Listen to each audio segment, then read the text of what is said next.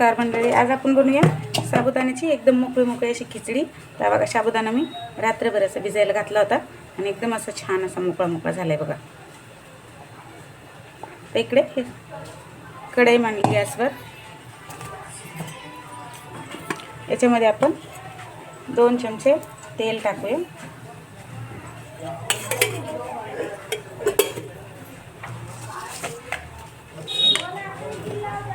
त्यानंतर इथे 1 चमचा जिरे टाकायचे. ते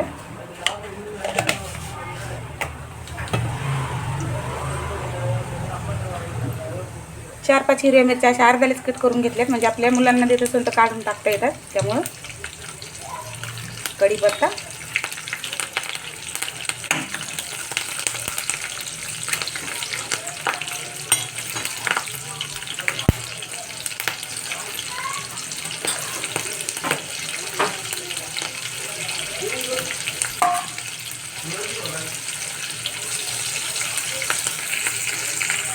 हे पण मिरची आणि जिरे एकदम मस्त असे तडतडले.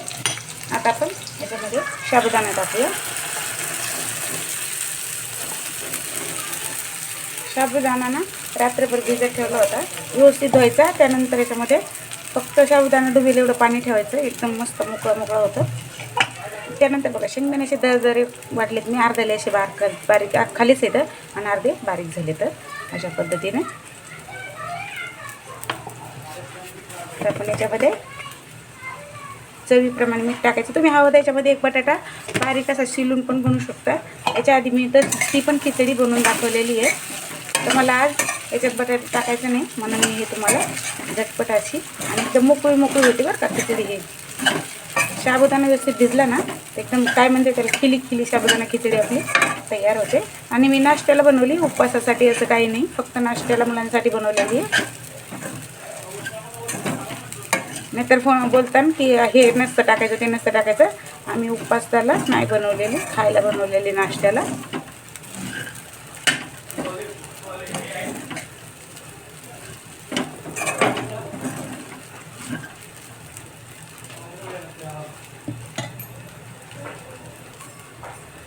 आता झाकून ठेवायची आणि स्लो गॅस ठेवायचा. 2च मिनटं ठेवायची स्लो गॅसवर. 2 ते 3 मिनटं लागू शकतात आणि व्यवस्थित एकदम छान आपली खिचडी साबुदाणा खिचडी तयार होईल 2-3 मिनटामध्येच. 2-3 मिनटं झाले बघा, तुम्ही बघू शकता एकदम मस्त अशी आपली साबुदाणा खिचडी तयार झाली. ही बघा एकदम केली केली दाणे असं अलग झाले मस्तपैकी अशी. ही बघा, गॅस बंद केला आपण. तर तयार झाली आपली ही एकदम मस्त मोकळी मशी साबुदाणा खिचडी. तुम्हाला हा व्हिडिओ आवडला असेल तर व्हिडिओला लाईक करा, शेअर करा, सबस्क्राईब करायला विसरू नका. धन्यवाद. भेटूया नेक्स्ट व्हिडिओमध्ये. तोपर्यंत बाय बाय.